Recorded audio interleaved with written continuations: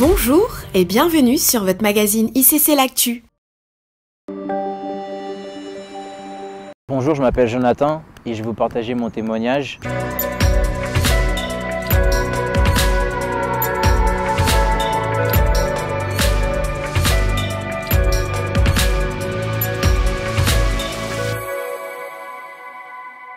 Je suis passé par une période de dépression qui était... Voilà, j'ai même pas les mots, c'était très dur. J'étais à la fin de mon BTS et je commençais à me poser des questions sur mon avenir. Et c'est là que la dépression elle a commencé parce que j'ai commencé en fait à avoir comme des voix qui remontaient de l'intérieur de moi. Et en fait, ça me mettait dans des états où je m'isolais totalement en fait. J'ai dû passer, je pense, à peu près une semaine dans ma chambre en fait. Et ma mère, elle venait toquer, elle me disait « mais qu'est-ce qui se passe? Pourquoi tu ne veux pas sortir et tout ?» Et en fait, moi, j'avais pas d'explication. C'est-à-dire que j'étais moi-même pris dans quelque chose et j'avais aucune explication de ce qui se passait. Et j'avais l'impression que on allait quelque part par rapport à la parole qu'on entendait à la maison. Mais je me sentais en fait incapable d'avoir les connaissances ou incapable de comprendre pourquoi je vivais tout ce que je vivais. Et malgré le service, malgré le fait d'être à l'église, même au travail, en fait, mon patron me disait « mais j'ai l'impression que tu n'es pas là ». J'ai pris sur moi. Et à un moment où là, j'ai vraiment commencé à entendre des voix en fait. J'ai commencé à entendre des voix. C'était des voix qui pouvaient me dire « tu réussiras pas ». Il y avait une autre voix qui me disait « tu vois le destin qui a été le destin de ton père, c'est le destin que tu vas suivre en fait ». Un jour, je me rappelle, je m'étais levé et j'ai entendu une voix qui m'a dit tu peux aller te suicider en fait, c'est pas la peine. Tu vois très bien l'état dans lequel tu es, tu vois ta famille, tu vois ce que tu vis.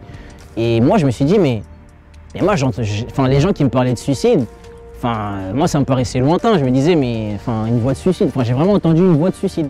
Et je me suis dit, Et c'est là que je me suis dit, il y a un problème en fait. Lorsque tu es dans un état dépressif, tu t'en rends pas compte forcément par toi-même. Et il faut des déclencheurs extérieurs en fait. Et la parole en fait qui a été prêchée par le pasteur, ça a été un déclencheur incroyable parce qu'il a commencé à parler, il a donné des témoignages de personnes qui entendaient des voix.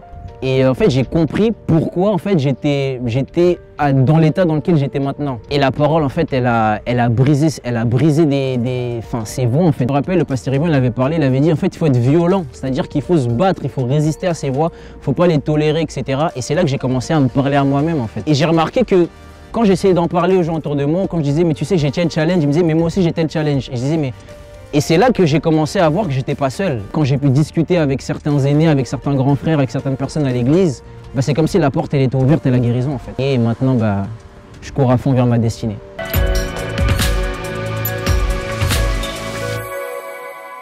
J'ai participé aux 72 heures. Dès que le programme avait été annoncé, je me suis dit, il faut que je vienne en fait. Je sentais un appel profond à la prière, etc. Et je me sentais d'aller à l'église et de demeurer dans la prière. Et donc je me rappelle, je venais en fait de 21h à 6h du matin. Et en fait, ça a été des moments de rencontre avec Dieu, pas forcément dans l'agitation, mais dans une quiétude et dans une paix que je pourrais même pas expliquer. Et j'avais l'impression d'être totalement déconnecté de tout ce qui se passait autour de moi. Et j'ai vraiment eu l'impression que Dieu était venu me rencontrer dans ces 72 heures.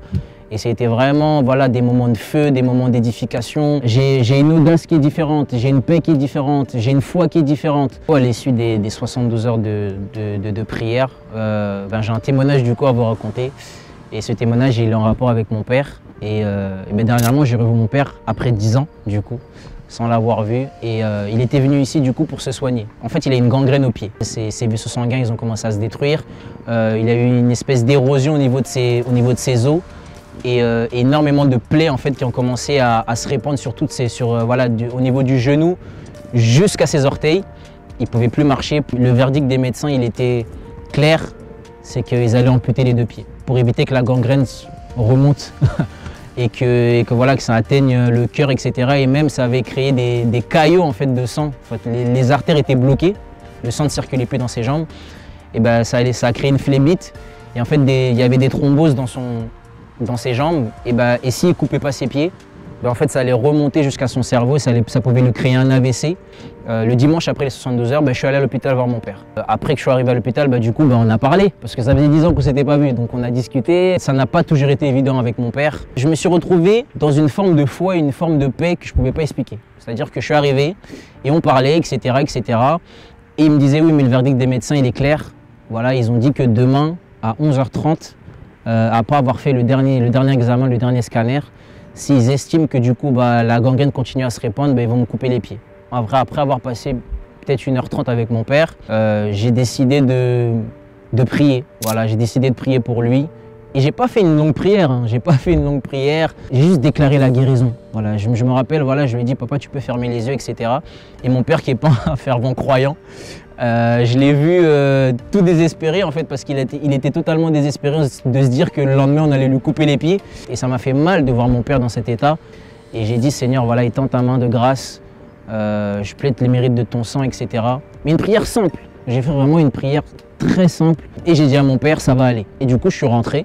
J'avais la foi et après avoir participé aux 72 heures, j'avais une foi qui était boostée et je croyais totalement que mon père il pouvait être guéri en fait. Et donc le lendemain, et du coup je l'appelle et je lui dis écoute, comment ça va? Il me dit franchement fiston, je sais pas comment te dire, mais ta prière elle a marché. Et il me dit j'ai 3 médecins qui sont venus, qui sont succédés en fait, et qui ont fait des scanners et des examens au niveau de mes pieds. Et en fait ils ont constaté que du coup les artères qui avaient été bouchées suite à la gangrène, en fait, ils se sont débouchés sans qu'il y ait d'explication. C'est-à-dire que le sang a commencé à circuler dans toutes ses jambes et qu'en fait, que la gangrène, en fait, elle s'est stoppée instantanément et ils ne savent pas pourquoi. Donc, ils ont commencé à faire des panoplies d'examen. Ensuite, ils sont venus lui annoncer, ils lui ont dit, monsieur, franchement, on ne sait pas quoi dire, mais on va plus vous amputer les pieds. Et il m'a dit, mais fiston, mais Dieu est réel en fait. Et quand il m'a dit ça, j'ai dit waouh, je ne peux pas expliquer ce qui s'est passé. Je sais juste qu'il y a eu comme le pasteur disait, cette méga grâce en fait qui est opérée pendant ces 62 heures qui m'a porté. Et le témoignage de mon père, il atteste que ces campagnes de prière, elles produisent quelque chose d'incroyable en fait. Et lorsqu'on s'attache à ces paroles et qu'on surfe dessus, on est certain de vivre le miraculeux dans nos vies.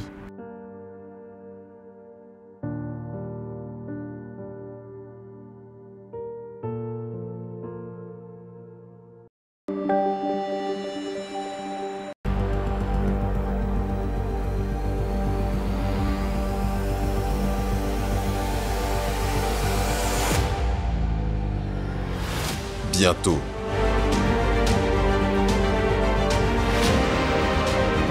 Préparez-vous aux prochains 72 heures de prière non-stop. Rencontre divine, le programme de 72 heures de prière non-stop. En avril, du mardi 29 mars au vendredi 1er avril. En mai, du mardi 3 au vendredi 6 mai. Et en juin, du mardi 31 mai au vendredi 3 juin. Save the date.